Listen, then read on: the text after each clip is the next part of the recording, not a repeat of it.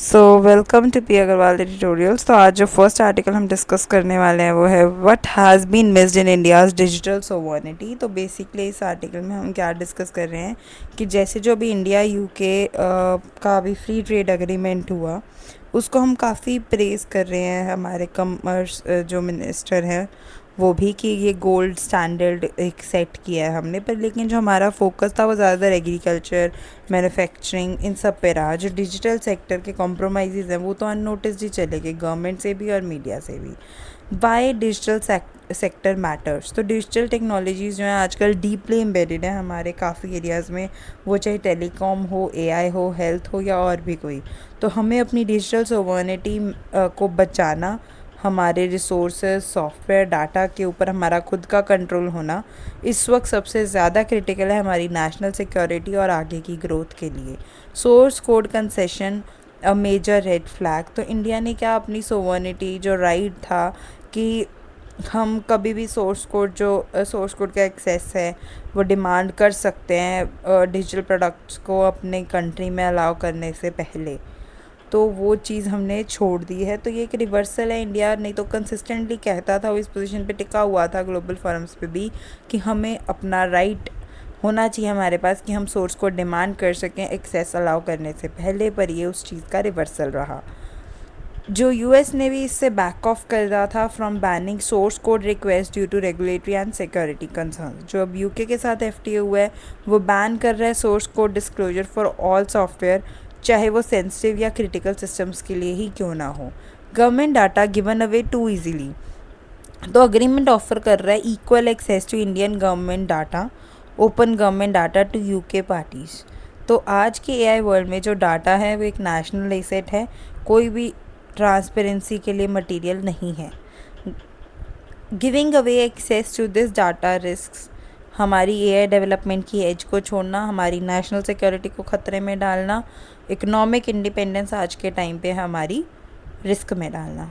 Issues of data localisation and free flow of data. तो India ने बहुत strong position held करी है इस चीज़ पे कि जो फ्री फ्लो ऑफ डाटा है वो नहीं होना चाहिए, और डाटा लोकलाइजेशन पे इंसिस्ट किया है। पर जो फ्री ट्रेड एग्रीमेंट है वो एक क्लॉज इंक्लूड करता है कि अगर इंडिया ऐसी कोई कंसेशंस किसी और कंट्री को देता है तो उसको यूके को भी देनी पड़ेगी। तो आगे के लिए इंडिया को वल्नरेबल बना रहा है फ्यूचर प्रेशर के लिए। इससे इंडिया का जो कंट्रोल है अपने खुद के डाटा पे वो कम हो सकता है। Why these concessions are serious. तो डिजिटल ट्रेड रूल्स जो हैं वो ज़्यादातर परमानेंट होते हैं और उनको रिवर्स करना बहुत मुश्किल हो जाता है, अनलाइक जो ट्रेड रूल्स गुड्स वगैरह के लिए रहते हैं। तो इस चीज़ पे अग्री करना, इंडिया क्या कर रहा है, essentially locking itself into a western digital order, कि वो बिग टेक की डोमिनेंस को फेवर कर रहा है। कोई स्ट्रॉन्ग पॉलिटिकल या इंडस्ट्री पुश नहीं है जो डिफेंड कर रहा हो डिजिटल सॉवरेनिटी को, making it easier for concessions to be made unnoticed.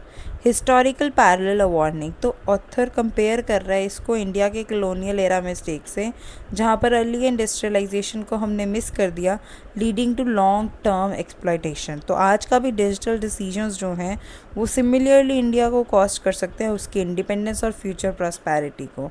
तो इंडिया को क्या करना चाहिए, एक स्ट्रॉन्ग नेशनल डिजिटल सॉवरेनिटी और डिजिटल इंडस्ट्रियलाइजेशन पॉलिसी बनानी चाहिए। एक्सपर्ट्स के साथ इन्वॉल्व होकर ट्रेड नेगोशिएशंस करनी चाहिए। क्लियर रोड मैप बनाना चाहिए to become a digital super power, ना कि एक डिजिटल कॉलोनी। ट्रीट करें हम अपने डिजिटल एसेट्स और डेटा को as critical national resources. Final take away यही रहेगा कि जो इंडिया यूके का एफटी है वो बेनिफिशियल लग सकता है सरफेस पे, पर डिजिटल सेक्टर की कंसेशंस को अंडरमीन करना इंडिया की लॉन्ग टर्म इंडिपेंडेंस, सिक्योरिटी और ग्रोथ को अंडरमाइन कर सकता है।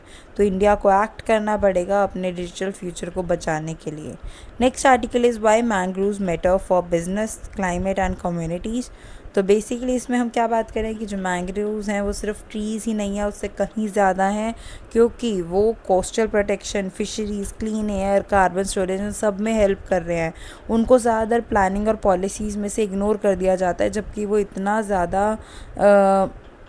इकोनॉमिक और एनवायरनमेंट में हेल्प करते हैं। अगर उनका लॉस होता है तो उससे इकोनॉमी और एनवायरमेंटल डैमेज दोनों होते हैं। उनकी services worth billions of rupees हैं in protection and avoided damages. Mangroves are climate warriors. तो ये क्या है, ये ब्लू कार्बन इकोसिस्टम का पार्ट है जो कि क्लाइमेट चेंज के तरफ खिलाफ लड़ रहे हैं bye storing carbon. Buffer coastal cities जैसे कि मुंबई, चेन्नई, उनको फ्लड्स वगैरह से, सी लेवल राइज से बचाते हैं, फिर भी उनकी इंपॉर्टेंस को हम समझते नहीं हैं। Using technology to map and protect, तो एडवांस टूल जैसे कि सैटेलाइट्स, ड्रोन्स, एआई, ये सब मैंग्रोव एरियाज़ को प्रॉपरली मैप करने में, ज़्यादा एक्यूरेटली मैप करने में हेल्प करते हैं। इससे हम कैलकुलेट कर सकते हैं उनकी इकोनॉमिक वैल्यू और क्या कार्बन सेविंग्स वो कर रहे हैं।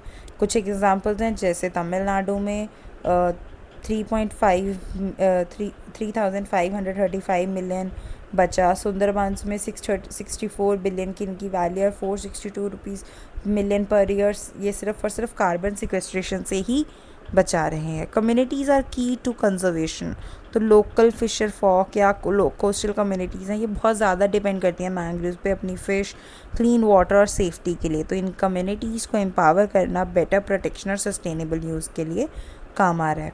Communities are key to conservation, तो involving them in creating new jobs जैसे कि eco tourism, bee keeping, aquaculture models जैसे कि जॉइंट फॉरेस्ट मैनेजमेंट कमेटीज़ या इको डेवलपमेंट कमेटीज़, ये सब हेल्प कर सकते हैं कि अर्बन एरियाज़ कैसे मैनेज करें मैंग्रोव्स को। वो भी सिटीज़न साइंस फॉर एक्शन, तो हम सिटीजन्स को समझा सकते हैं कि कैसे वो डेली इनको मॉनिटर कर सकते हैं, कैसे लोकल्स को हम ट्रेन कर सकते हैं कि वो ट्रैक करें हेल्थ मैंग्रोव्स का, जैसे कि कितना एरिया में चेंज आया, फ्रेश वाटर का फ्लो कितना रह रहा है, फिश और बर्ड की डाइवर्सिटी कितना है, कम्युनिटी परसेप्शन और यूसेज कैसा है। रेगुलर मॉनिटरिंग से क्या होगा कि हम पता कर सकते हैं कि कितने मैंग्रोव्स हेल्दी और उनको क्या एक्शन की ज़रूरत है आगे।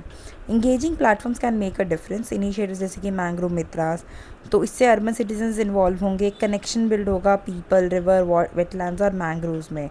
तो इससे हम एफर्ट्स कर सकते हैं कंजर्वेशन के लिए जो कि काफ़ी इंगेजिंग, लोकल और इम्पैक्टफुल रहें। A call to action, mangroves is equal to infrastructure, तो मैंग्रोव्स जो हैं उनको हमें as climate and economic infrastructure की तरह ट्रीट करना चाहिए, ना कि सिर्फ biodiversity spots. Governments and businesses need to invest, protect and partner with communities. तो जो ट्रू कंजर्वेशन है वो पार्टनरशिप से आएगा, science plus community plus business. Final take away यही है कि जो मैंग्रोव्स हैं उन्हें सिर्फ ट्रीज़ मत समझो, वो नेचुरल डिफेंडर्स हैं, इकोनॉमिक इंजन्स हैं और क्लाइमेट एलाइज हैं। With smart technology, strong community involvement and policy support, वो ड्राइव कर सकते हैं sustainable businesses and climate resilience for India. That's all for the articles today. Thank you.